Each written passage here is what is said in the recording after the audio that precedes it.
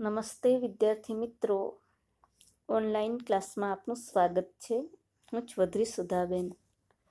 આજે આપણે ધોરણ 10ના સામાજિક વિજ્ઞાનનો પાઠ 11મો ભારત જળ સંસાધનને સમજવા પ્રયત્ન કરીશું. જળ, જમીન અને હવા એ કુદરતના સંસાધનો છે. જળ છે તો જીવન છે. જળ વિના પૃથ્વી પર કોઈ પણ પ્રકારના જીવનની કલ્પના થઈ શકે તેમ નથી. માનવ, પશુ પક્ષીઓ, જીવજંતુઓ કે વનસ્પતિના વિકાસ અને અસ્તિત્વ માટે જળ જરૂરી છે. જળનો બીજો કોઈ વિકલ્પ નથી. તેની ઉપયોગિતાની ગણના કરવી પણ મુશ્કેલ છે. એટલા એના ઉપયોગો છે. આપણું સમગ્ર જીવન જળ સાથે જ જોડાયેલું છે. કોઈ પણ દેશની સમૃદ્ધિનો આધાર ખેતી પર છે અને ખેતીનો આધાર જળ પર છે. જળની જરૂરિયાતો તરફ જોઈએ તો પીવા માટે, ગૃહ વપરાશ માટે જળની ખૂબ જરૂર છે. ઉદ્યોગોમાં જળનો વપરાશ થાય છે. આજે વસ્તીનો સતત વધારો થતો જાય છે. વધતી વસ્તીની જરૂરિયાતો પૂરી કરવામાં અને વિકાસ કાર્યોમાં જે ઝડપે અને જે જથ્થામાં જળ વપરાય છે તેનાથી જળની અછત સર્જાય છે. જળ એ મર્યાદિત સંસાધન છે. તેનું સ્થાને બીજું કોઈ સંસાધન ઉપયોગમાં આવી શકે તેમ જ નથી. તેથી તેનો વિવેકપૂર્ણ ઉપયોગ કરવો જ રહ્યો. પર્યાવરણ જીવંત છે તો તેને આધાર જળ સંસાધનનો કારણે જ છે. તેથી જળ એ જીવનનું અભિન્ન છે. હવે આપણે જોઈએ તો જળ સ્ત્રોતો.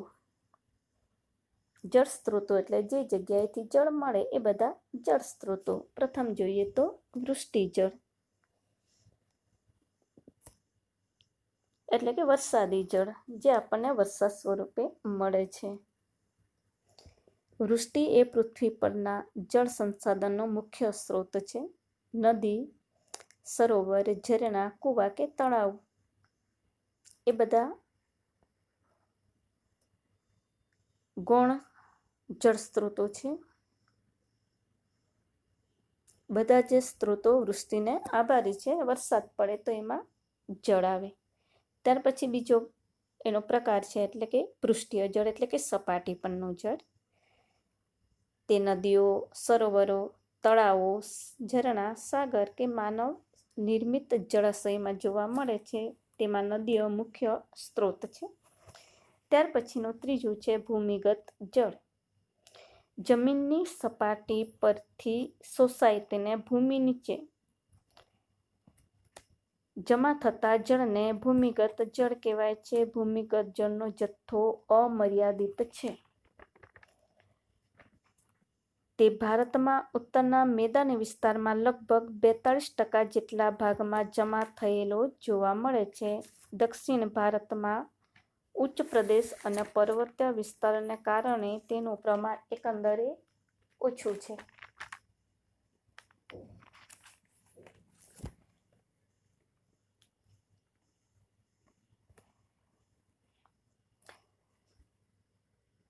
ભૂમિગત જળનો સૌથી વધારે ઉપયોગ સિંચાઈમાં કરવામાં આવે છે. તો આપણે જોઈએ તો જળ સંસાધનો.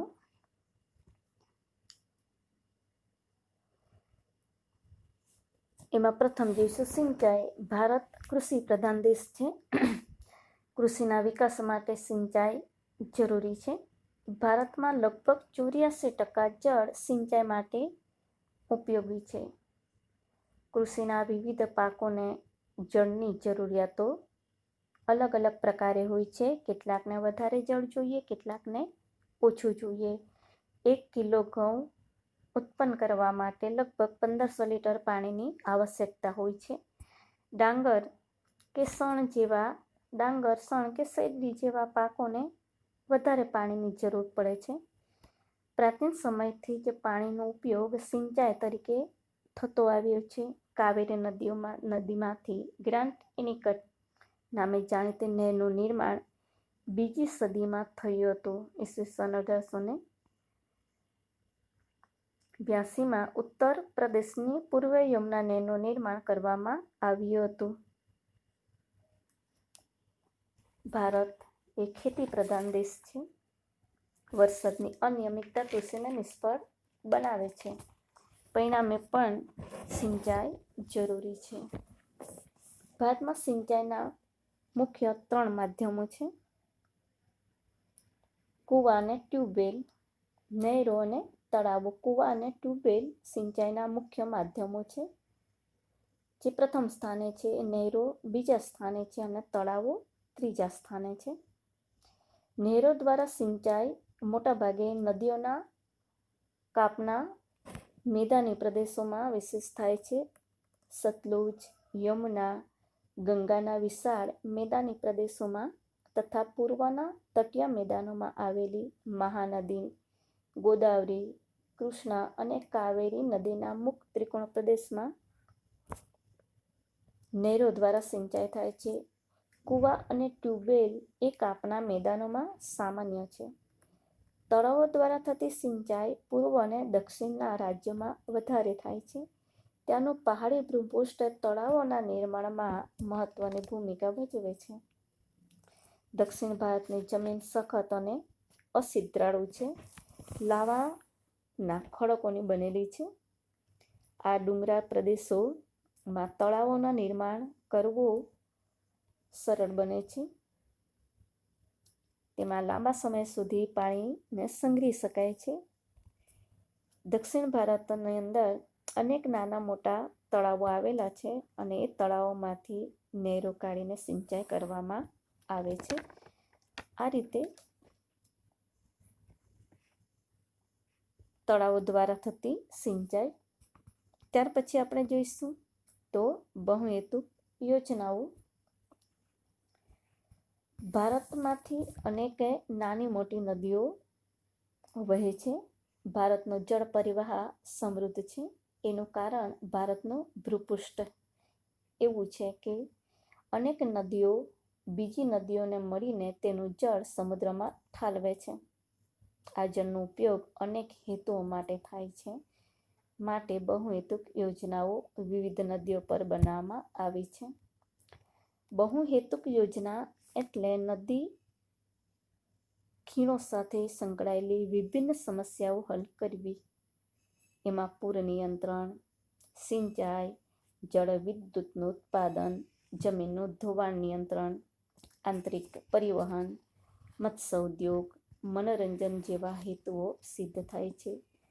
ચોમાસામાં આવતા વિનાશક પૂરને રોકી શકાય છે અને એ રીતે જાનમાલની હાનિને અટકાવી શકાય છે. એ રીતે પૂર નિયંત્રણ.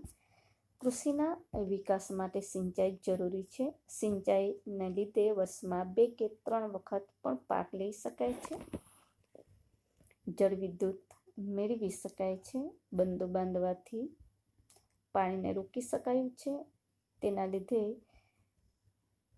ફળદ્રુપ જમીનનું ધોવાણને નિયંત્રિત કરી શકાયું છે. આંતરિક પરિવહન તરીકે પણ જળાશયોનો ઉપયોગ થાય છે. આજે સી પ્લેનની શરૂઆત થઈ ચૂકી છે. વિશાળ જળાશયો રચાયા છે. ત્યાં મત્સ્ય ઉદ્યોગનો સારો એવો વિકાસ થાય છે. જ્યાં બંદો હોય છે ત્યાં આગળ મનોરંજનના સ્થળ તરીકેનો પણ વિકાસ થાય છે. સહેલગાહના કેન્દ્રોનો વિકાસ થાય છે. આ રીતે નદીઓ આડે બંધો બાંધીને બહુહેતુક યોજનાનો વિકાસ કરવામાં આવ્યો છે. એની સાથે સાથે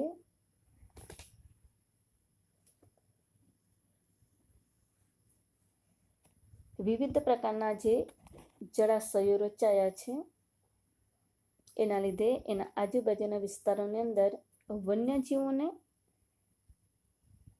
રક્ષણ મળે છે. જળની જરૂરિયાતોની પૂર્તિ કરી શકાય છે. આવા અનેક હેતુઓ સિદ્ધ થાય છે. હવે જોઈએ તો ભારતની વિવિધ બહુહેતુક યોજનાઓ છે. એમાં પ્રથમ જોઈશું તો ભાખરા નાંગલ યોજના, જે સતલુજ નદી પર સાકાર થઈ છે. પંજાબ, હરિયાણા અને રાજસ્થાન એના લાભાન્વિત રાજ્યો છે. ભાખરા નાંગલ યોજનાને ઘાટી પરિયોજના તરીકે પણ ઓળખવામાં આવે છે.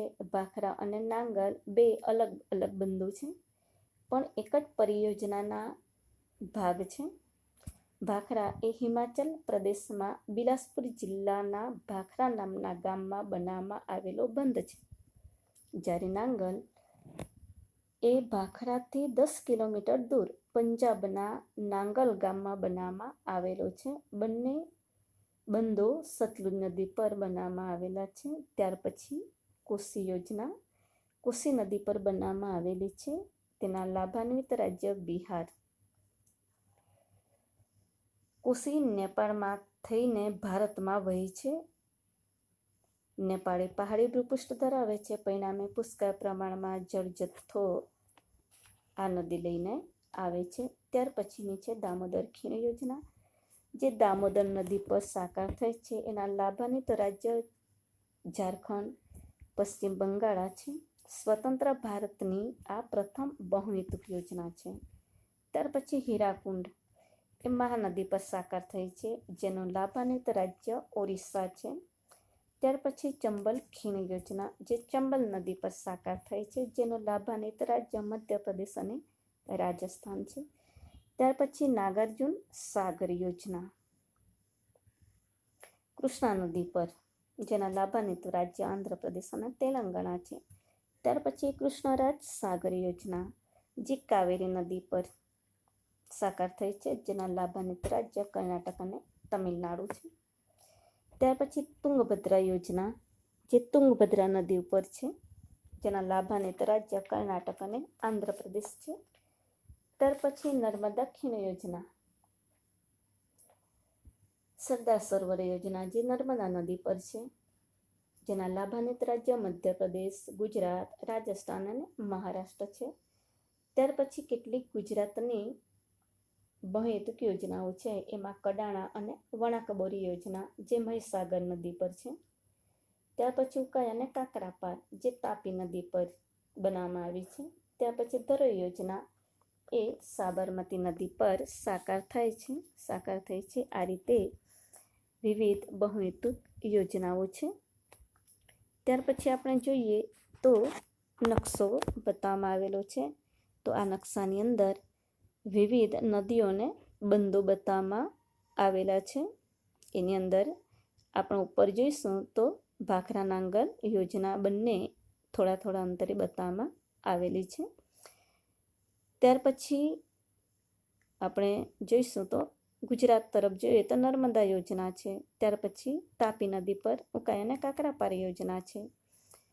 એ ઉપરાંત જોઈએ તો ત્યાર પછી ઉત્તરે એટલે કે કોસી યોજના બતાવવામાં આવેલી છે. ત્યાર પછી દામોદર ખીણ યોજના છે. ત્યાર પછી મહાનદી બતાવવામાં આવી છે, એનામાં હીરાકુંડ યોજના છે. ત્યાર પછી આપણે જોઈશું તો નાગાર્જુન સાગર યોજના છે.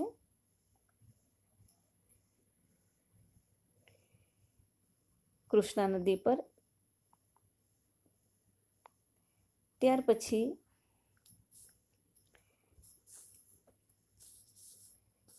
કાવેરી નદી પર કૃષ્ણરાજ સાગર યોજના આવેલી છે.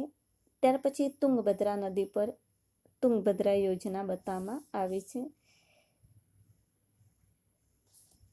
એ રીતે આ મહત્વની નદીઓ અને નદીઓ પર વિવિધ બંધો નકશામાં બતાવવામાં આવેલા છે. ત્યાર પછી જોઈએ આપણે તો સિંચાઈ ક્ષેત્રનું વિતરણ.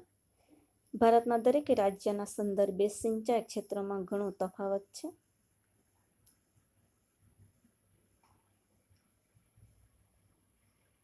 આંધ્રપ્રદેશના તટીય જિલ્લા તથા ગોદાવરી કૃષ્ણા નદીના મુક્તિકોણ પ્રદેશ, ઓડિશાની મહાનદીનો મુક્તિકોણ પ્રદેશ, તમિલનાડુમાં કાવેરી નદીનો મુક્તિકોણ પ્રદેશ, પંજાબ, હરિયાણા તથા પશ્ચિમ અને ઉત્તર પ્રદેશ વગેરે દેશના સઘન સિંચાઈ ક્ષેત્રો છે.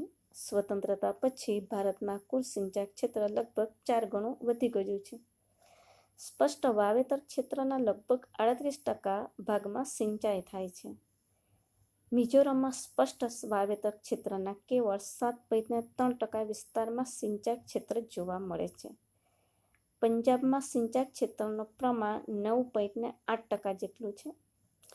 પંજાબ, હરિયાણા, ઉત્તર પ્રદેશ, બિહાર, જમ્મુ અને કાશ્મીર, તમિલનાડુ અને મણિપુરમાં વાવેતરના કુલ વિસ્તારના 40%થી વધુ સિંચાઈ હેઠળ આવરી લેવામાં આવેલું છે. એ રીતે સિંચાઈ ક્ષેત્રનું વિતરણ અલગ અલગ પ્રકારે છે. ત્યાર પછી જોઈએ તો જળ સંકટ.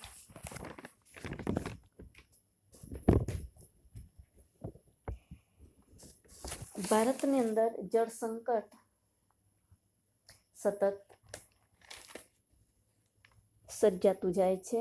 જળ એ કુદરત થકી મળેલી અણમોલ ભેટ છે. વધતી જતી વસ્તી માટે અનાજની વધતી માંગ પૂરી કરવા માટે ખેતીમાં વર્ષમાં એકથી વધુ વખત પાકો લેવામાં આવે છે, જેમાં જળનો ઉપયોગ થાય છે. ઉદ્યોગોના વિકાસ માટે રોકડિયા પાકોનું પણ એટલું જ મહત્વ છે. તો રોકડિયા પાકોને ઉગાડવા માટે પણ વધુ પડતા જળની જરૂરિયાત ઊભી થાય છે.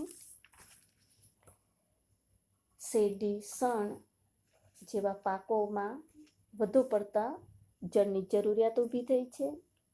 આજે શહેરીકરણ થતું જાય છે. શહેરી વિસ્તારોમાં સતત બાંધકામ થતા રહે છે, તો એ બાંધકામની અંદર પણ વિશેષ જળની જરૂરિયાત ઊભી થાય છે. આજે લોકોના જીવન ધોરણમાં પણ બદલાવ આવેલા છે. ઘરેલું જરૂરિયાતો મોટાભાગની આપણી પાણી સાથે જોડાયેલી છે.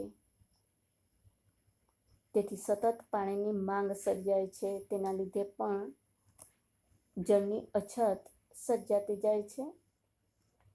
છતાં પણ પાણી પુરવઠાની પરિસ્થિતિ અને સ્થાનિક વિતરણની અસમાનતા ઘણું કરીને માનવ હિતો સાથે આજીવિકા અને આર્થિક વિકાસ માટે પડકારરૂપ બન્યા છે. હાલમાં પણ પશ્ચિમી રાજસ્થાનના શુષ્ક ક્ષેત્રો, દક્ષિણના દ્વીપકલ્પીય ઉચ્ચ પ્રદેશોના આંતરિક ભાગોમાં જળ સંકટની ગંભીર સમસ્યાઓ ઊભી થાય છે. સેંકડો ગામો તથા કેટલાક નગરોમાં પાણીની ગુણવત્તા ઘટી રહી છે. તેનાથી જળજન્ય અનેક રોગો ફેલાય છે. પેયજળની પ્રાપ્યતા તથા શુદ્ધતા જીવનની મૂળભૂત જરૂરિયાતો છે. પીવાના પાણીની સગવડો વધારવા માટે કરેલા પ્રયત્નો છતાં પણ પાણીની માંગ અને તેના પુરવઠા વચ્ચે ઘણું બધું અંતર રહી જાય છે. આજે પણ ભારતમાં 8% શહેરોમાં પેયજળની તીવ્ર અછત છે. દેશના લગભગ 50% ગામોને આજે પણ સ્વચ્છ પેયજળ ઉપલબ્ધ કરવાનું કામ હજુ બાકી છે. ભારતમાં સિંચાઈની સગવડોમાં ઘણો બધો વધારો થયો છે, છતાં પણ 2/3 કૃષિ ક્ષેત્રો હજી પણ વરસાદ ઉપર આધારિત છે. વરસાદની અનિયમિતતા અને અનિશ્ચિતતા કૃષિને નિષ્ફળ બનાવી દે છે. વર્તમાન સમયે કૂવા અને ટ્યુબવેલ દ્વારા વધારેને વધારે પાણી બહાર કાઢવામાં આવે છે. તેના લીધે ભૂમિગત જળસ્તર પણ ખૂબ નીચું ગયું છે. પરિણામે ભૂમિગત જળ સંસાધનોમાં પણ ઘટાડો થયો છે. કેટલાક રાજ્યોમાં ભૂમિગત જળ વધારે જથ્થામાં ઉલેચવાના પરિણામે કે બહાર કાઢવાના પરિણામે કેટલાક ગંભીર પ્રશ્નો પણ ઊભા થયા છે. પાણીની ઘટતી ગુણવત્તા અને વધતી જતી પાણીની માંગ, અછત જેવી ગંભીર સમસ્યાઓનો સતત સામનો કરવો પડી રહ્યો છે. કૃષિ ઉપરાંત ઉદ્યોગોમાં પાણીનો અનિયંત્રિત ઉપયોગ થાય છે. ઘરેલું તથા ઔદ્યોગિક એકમોમાં ઉપયોગમાં લેવાયેલું મલિન જળ જળાશયોમાં ઠાલવવામાં આવે છે, જે મુખ્ય જળ પ્રદૂષણ ફેલાવે છે. જે પ્રદેશો દરિયાના કિનારે આવેલા છે, એવા વિસ્તારોમાં મીઠું પાણી વધુને વધુ મેળવવા માટે પ્રયત્નો કરાયા છે. પરિણામે સમુદ્રનું ખારું જળ ત્યાં પ્રવેશી ગયું છે. તેના લીધે ત્યાંથી હવે પછી ખારું પાણી મળતું થયું છે. આ પાણીનો જો ઉપયોગ કૃષિમાં કરવામાં આવે તો જમીન ક્ષારવાળી બને છે. તેથી કૃષિમાં ઉત્પાદકતા ઘટે છે. ઉદ્યોગોનું મલિન જળ નદીઓમાં ઠાલવવામાં આવે છે. એના લીધે નદીઓ પ્રદૂષિત બની છે. આ નદીના જળનો પણ જ્યાં ત્યાં ઉપયોગ થાય છે ત્યાં અનેક સમસ્યાઓ સર્જાય છે. જળની જરૂરિયાત તો સતત વધતી જ જાય છે અને વરસાદ ઘટતો જાય છે ત્યારે જળની માંગને પૂરી કરવા માટે જળ સંગ્રહ કરવો આ એક શ્રેષ્ઠ ઉપાય છે. આ રીતે જળનો યોગ્ય રીતે જો વ્યવસ્થાપન કરવામાં આવે તો જળની માંગને સંતોષી શકાય એમ છે. તો આ વિડીયોની અંદર અહીં સુધી જ. નમસ્તે.